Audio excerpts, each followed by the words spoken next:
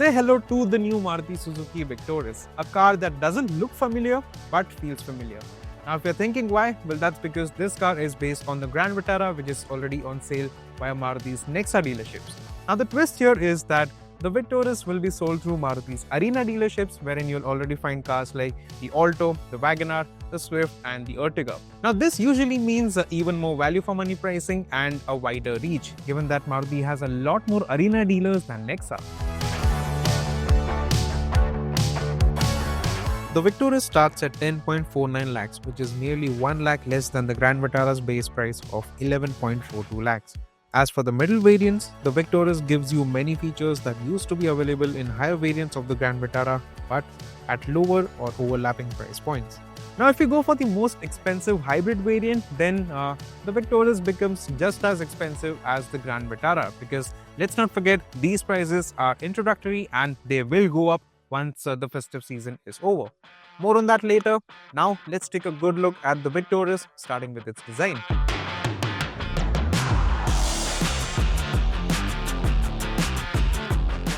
So the Victoris shares its DNA with the Grand Vitara, although Maruti simply hasn't slapped a new badge here. This is a completely different looking car, even though the wheelbase, the ground clearance and the wheel sizes, they are all the same. I mean, the front end is completely different, the bumper is new, the lights are new, and the design of the alloy wheel is also new. And also look at this profile. It's got that station wagon stance that I really like.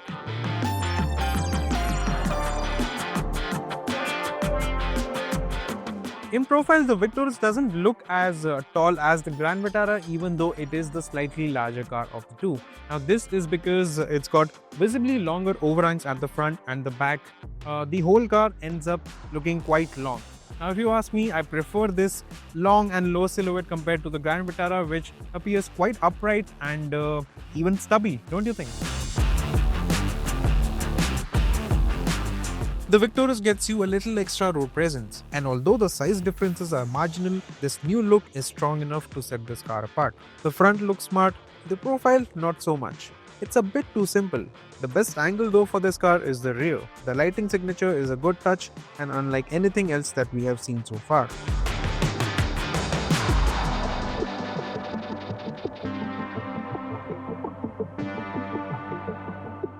Maruti has worked a fair bit on the interior to give you a different experience compared to the Grand Vitara. Now, of course, as I'm looking at it right now, there are some of the materials and there are certain bits which are similar to the Grand Vitara. Now take this gear lever for instance, the gear lever surround, the window switches and all. Well, these look similar to other Maruti cars, but at the same time, Maruti has also changed quite a few things and improved on the look and feel of this cabin. So take this dashboard for instance, the colors that the brand has used, well, they are quite refreshing, they look nice, and also you get a lot of soft touch padding on the dashboard and here on the armrest to give you that premium feel. Other new bits include this AC control here. The screen of course is all new, it's a wider screen, it looks crisp. How it performs, we will get to that in a bit, but for now I can tell you for sure that this looks quite new and quite refreshing. Of course, you also have this new design steering wheel, which again looks more premium than the one on the Grand Vitara. And finally, you also have a fully digital driver's display, which again is completely new. It's got new graphics, it's quite fluid, but if I compare it to the competition, then it's not as crisp as the other cars in this segment, but it works quite well. It's very easy to read and also bright enough.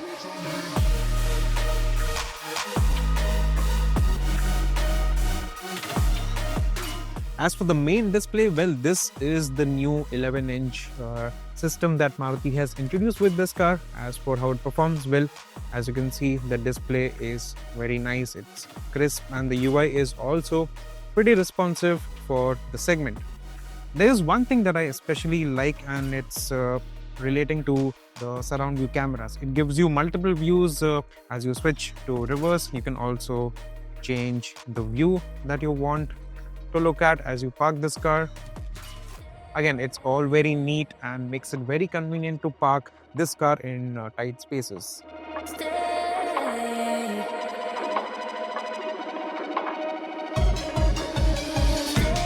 Speaking of quality and overall fit finish, it feels good for the most part. I mean, most of the things that you operate and you touch, they feel solid, they feel well put together. Even the look and feel of these leatherette seats, they are quite nice. These are some of the better finished leatherette seats that I've seen in this segment. You also get good solid feedback from the buttons on the steering wheel. Overall, it's a well built cabin, but there are some switches and knobs that could do with a little more heft, a little more feel. Take this volume knob for instance, it jiggles about a lot more than I would expect, and also there isn't that solidity to these toggle like switches. But it's not just about the looks. The Victoris actually goes a step further in features. You now get ADAS, a power driver's seat, an electrically powered tailgate, a premium Infinity audio system, and for the CNG buyers, an underbody mounted CNG tank, which means you don't lose out on boot space. All of this makes the Victoris more feature packed, and naturally it also makes the car more appealing to those price conscious buyers who want the maximum number of features for their money.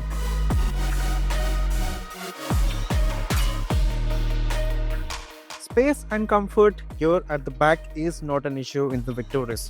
Now I am 5'8" and as you can see I have more than enough leg room. The headroom is also decent for somebody my size. Although the shoulder room isn't as generous as I thought, because as far as I remember the Creta offers more width and it also offers more shoulder room for 3 people. So if you're somebody who's going to have 3 people here at the back more often than not, then maybe the Creta will serve that purpose better. But for all other intent and purposes, the Victoris is more than good enough, especially for 2 people at the back. The seating comfort is particularly good, the backrest angle is perfect, and also the seat base, well, it's quite lengthy, so I have no issue when it comes to underthigh support. Also, the overall ambience is quite good in this car because of the white upholstery. The black also looks quite good, and because you have this fairly big sunroof, you get that feeling of airiness and space overall.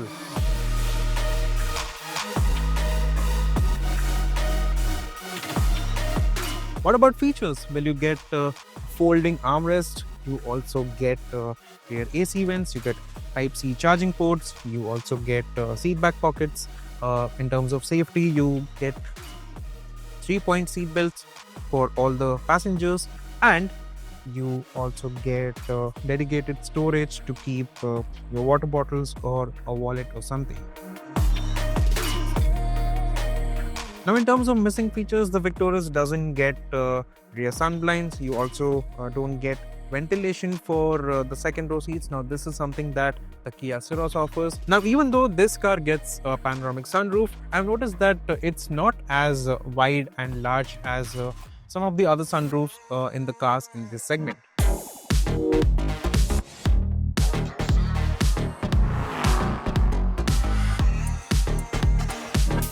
No surprises under the hood. The Victoris gets the same set of engine options as the Grand Vitara. That includes a 1.5-litre naturally aspirated petrol with mild hybrid tech, a 1.5-litre strong hybrid petrol, co-developed with Toyota, and of course a CNG option, which is a big differentiator since not many crossovers in this segment give you that choice. Transmission options are also carried over, with the manual, automatic and eCVT depending on the variant you pick. In short, you're not missing out on the proven reliability and efficiency of Maruti's existing powertrains. As for the driving experience, I'm driving the mild hybrid version here, and this car is all about efficiency, smoothness and ease of use. It is perfect for city use and relaxed highway cruising, and not something that you would want to push every now and then. You have the Creta N-Line or the Seltos Turbo for that. Honestly, this car is not meant for pedal to the metal driving, because all you're going to get is a lot of noise without a whole lot of momentum. Because honestly, this car, this engine, this 4-cylinder engine, it doesn't make a whole lot of torque compared to the turbo petrol engines that you get in the Creta N-Line or the Seltos Turbo. In fact, the torque that this engine makes is a lot less than even the strong hybrid version of this car, which comes with a 3-cylinder petrol engine and a small battery pack along with a small electric motor.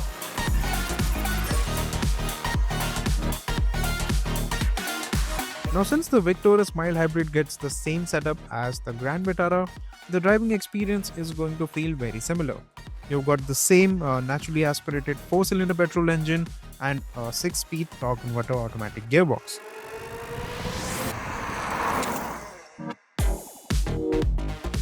In the city, this car is quite relaxing to drive and quite easygoing also actually, because you get great visibility all around. The controls are very light, and because you don't have a lot of instantaneous torque, you have to make this engine work. Hence, the responses are quite mellow, which is good if you don't have a lot of experience in driving. So for that matter, it's a very easygoing drivetrain. It's perfect if you are upgrading from a small, moderately powerful hatchback or a sedan. What adds to the very nice and serene driving experience is the NVH level that you get on highway speeds. I mean, I'm doing 85-ish kilometers per hour right now, and the cabin is quite silent. I'm not getting a whole lot of wind noise or road noise from the tires as well. So in that way, it's a very relaxing car to cruise in, and you should be able to do long distances in this car pretty comfortably. The only downside of this powertrain is that this car doesn't like to be rushed. If you go heavy on the throttle, the engine starts to get noisy, and you are not making a lot of extra progress.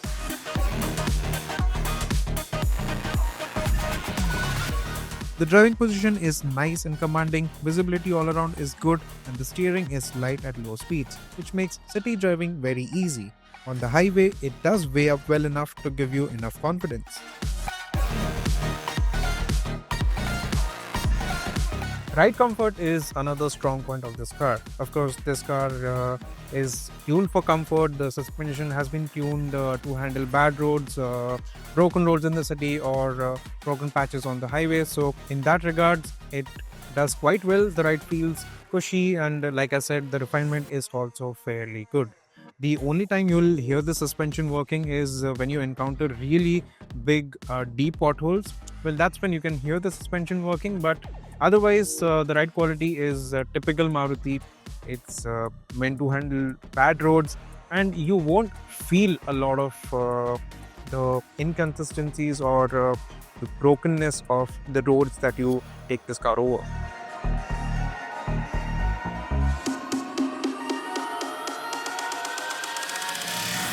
So here's where things get interesting. Now, even though the Victoris is slightly larger than the Grand Vitara and it is more feature loaded, it undercuts the Grand Vitara's base pricing by around 90,000 rupees. Now, that could be a major factor for a lot of you guys. And if you are someone who is looking for a large crossover with essential features, then the Victoris, well, it will give you that. As for the top-end variants, the pricing is close to or very similar to the Grand Vitara's most expensive variants. However, you get a lot more features as standard. Here, you will need to weigh Grand Vitara's more premium ownership experience versus the extra features of the Victoris. So where does that leave us with the new Maruti Suzuki Victoris? Let me put it this way. If you have been thinking of buying the Grand Vitara but you found that car to be a little pricey and lacking in features, then this car could be the answer. You're getting a good looking crossover, more features as standard, the same set of proven engines, and more crucially, a lower starting price. Honestly, at this point, the Victoris, well, it ticks more boxes than the Grand Vitara for majority of the buyers. Sure, the Grand Vitara has more of that premium appeal because of Nexa, and it's also got more of that SUV look than this car. But I do think that the Victoris is the more sensible choice of the two. So that's our review of the new Victoris. What do you think? Would you go for this car or stick with the Grand Vitara? Let me know in the comments. And also, don't forget to like, share and subscribe to our channel.